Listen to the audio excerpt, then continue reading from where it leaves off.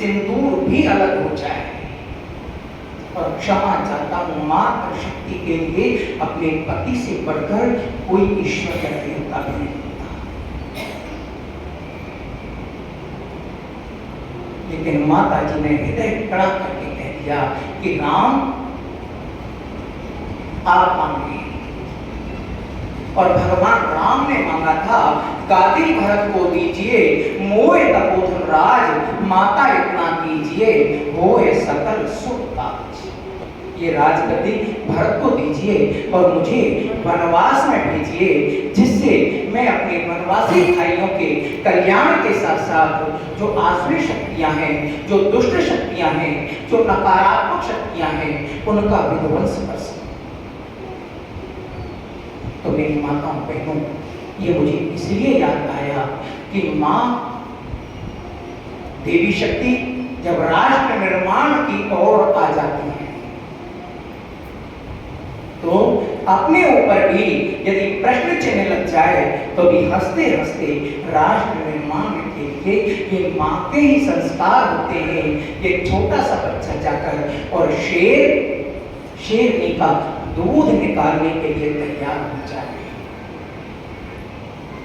एक ये माँ के ही संस्कार है कि एक बालक और आसुरी शक्तियों का सामना करने के लिए भारत को छोड़कर विदेश तक चला जाए।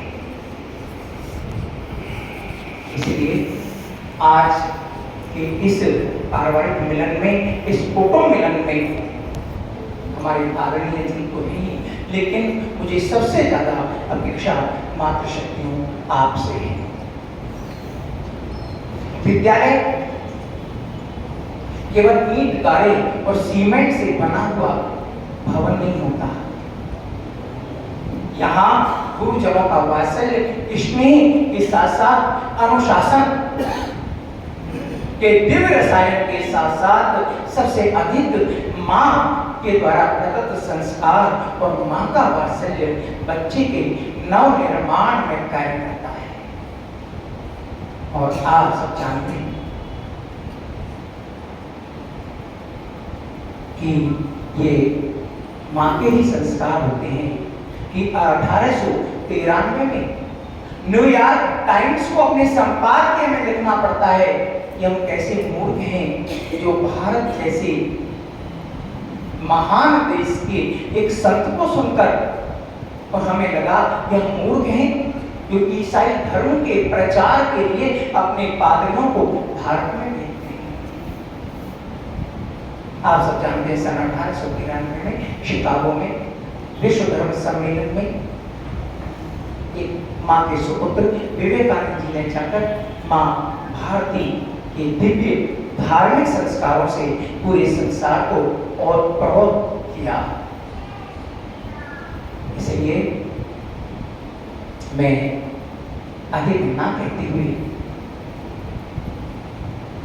साथ ही मुख्य होता है आज का ये विशेष कार्य में हम भाई साहब श्री राम कृष्ण के दिशा निर्देशों को उनके बहुत ही कुछ श्रवण करेंगे, लेकिन हम सब संस्कारित होकर मातृशक्तियों से विशेष रूप से कि हम सब मिलकर इस विद्यालय परिवार जो हमारा एक कुटुंब है, वैसे तो हमारे यहाँ वसुधैव कुटुंबकम, इसको हमने व्यवहार में परिणत किया है, केवल सिद्धांतों में या संस्कारों में या पुस्तकों में नहीं रहा।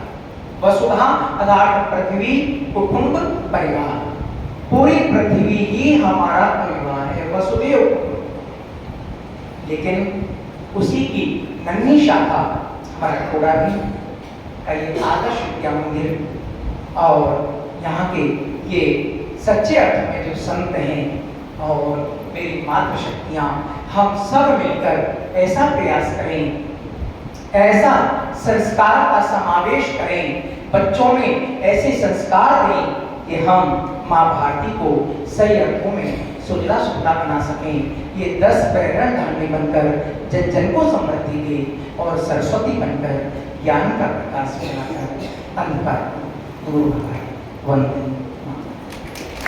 इसको प्रारंभ करने वाले परम पूज्य डॉक्टर केशवराव बलिराम रेड्डी, उनके मन में इस राष्ट्र के प्रति एक पीड़ा थी, और वो पीड़ा थी कि हमारा देश, कि जब हम इतिहास को पढ़ते हैं तो उसका इतिहास यशस्वी था, गौरवमयी था, हम हर प्रकार से समृद्ध थे, सुख और शांति, सारा वैभव हमारे देश में, लेकिन फिर भी हम दास्ता की जंजीरों में जकड़े गए। इस विषय पर उन्होंने गहन चिंतन किया कि इतना यशस्वी देश होने के बाद, इतना गौरवशाली देश होने के बाद ये दुर्दिन क्यों आए। इस चिंतन के पीछे उन्होंने निष्कर्ष निकाला कि हमारा जो समाज है उसकी शक्ति बटी हुई है। हमारा समाज जाति व्यवस्था में बटा हुआ है, हमारा समाज मत और पंथ के आधार पर बटा हुआ है, हमारा समाज क्षेत्र के आधार पर बटा हुआ है।